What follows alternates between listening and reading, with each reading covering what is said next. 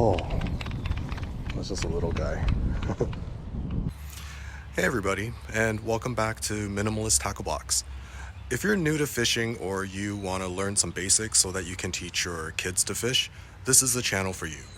As the name suggests, I want to help you be successful using the least amount of stuff possible. Now, there are obviously tons of different fishing baits on the market, but they all break down into one of three types: topwater baits that fish the surface, midwater baits that swim through the water, and bottom baits that work along the bed of the river or lake you're on. Each of these types further break down into subtypes, but at its core, that's what you've got: topwater, midwater, and bottom. Today, we're going to talk about topwater. Now, topwater baits further break down into one of two types: ones where the hooks go up and ones where the hooks hang down. We're going to be using a hooks up type of bait today because, as you can see behind me, our bay is growing over with vegetation. So you need something that will go over all that stuff. Otherwise, you're going to get constantly snagged in the weeds. So this is my hooks up bait today, a hollow body frog. Now, these frogs also come in a variety of styles, but I think this is the simplest type. This one that I've got here is a LiveTarget. And as you can see, the hooks go up so that when we cast this thing out there, it'll skate on its belly over the lily pads and weeds and not get hung up. Before I start using a frog though, I like to trim the legs by about half, because I find that when fish come up, they tend to bite the legs, but obviously the hooks aren't there, so you might get really satisfying blow-ups, but you won't actually catch anything. So by trimming the legs, you kind of encourage the fish to hit the body and have a better chance of hooking them that way.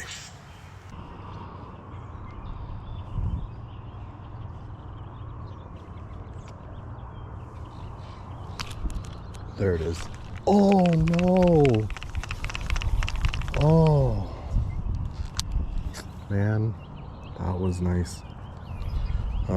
I waited for a second there because a lot of times you never know if the fish got the legs.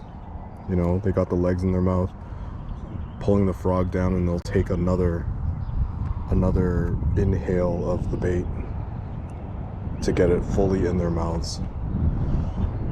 So you don't want to snap them right away, because a lot of times they do actually just only have the legs in their mouths, and you just end up pulling it out between their lips.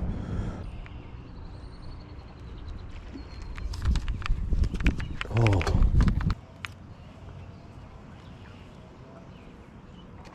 Oh, there's one. Oh. Oh man, I couldn't see if it had gotten it.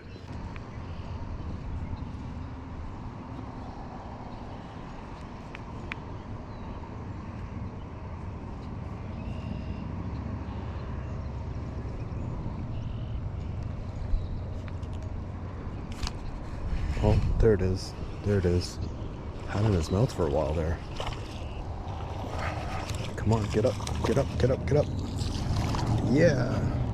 Not a big one, but a frogfish. Okay, there you go. Nice. Thank you.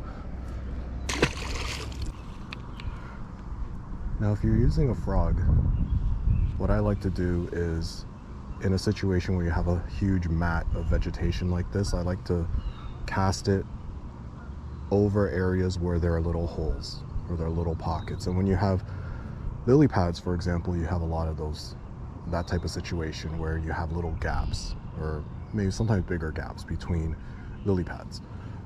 If you don't have something like that that's so obvious, and you have a little frog like what I've got now, where if you sat it on a mat of weed, it's not going to produce enough weight to divot the weed, you know, and therefore is less obvious to fish below. I like to try and target edges of vegetation. Like in the back of my house here, there's a channel that goes through this bay, and a lot of times the fish will, like they'll sit at the edge of the lily pad flat or the weed flat and just hunt the edges. They'll pop out, they'll grab something, and then they'll go back in. So that's where the concentration of the fish are a lot of the times. Honestly, I've been told over and over again by multiple people that as long as you can find out where the fish are, if you can go to where the fish are, the wrong bait can catch you fish, but the right bait will never catch you fish if you go to where the fish are not. So, you know, and that makes sense to me. So if you're out cottaging or camping and you don't have a lot of fishing experience, well, actually a lot of it has nothing to do with your tackle or you know, your retrieval technique or anything like that. A lot of it is just knowing where the fish are. A lot of times you can see them.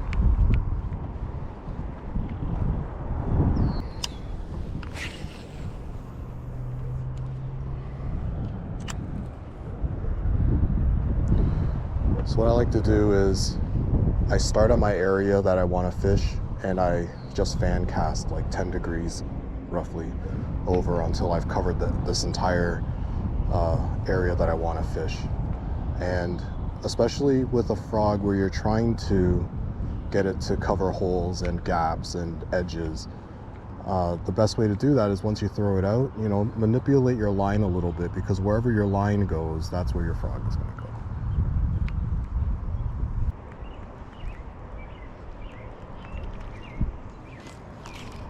There's one. Gotcha.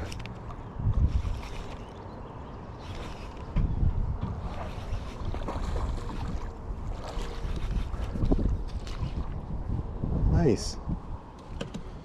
There we go. Okay, so it's getting dark. Getting a little hungry. Probably time to go inside and get something to eat. Last cast. See if we can get at least a bite out of this.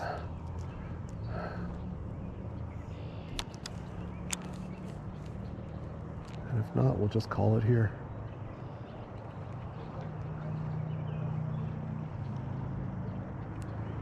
Oh, I saw the footage from the last fish catch, and sorry about that. I don't know why my GoPro just stopped recording at that point, but the fish was fine. He was just hooked in the lip. I took the hook out and threw him back in the water. Everything's good. Sorry I didn't have footage of me doing that, but you know, I captured the important part.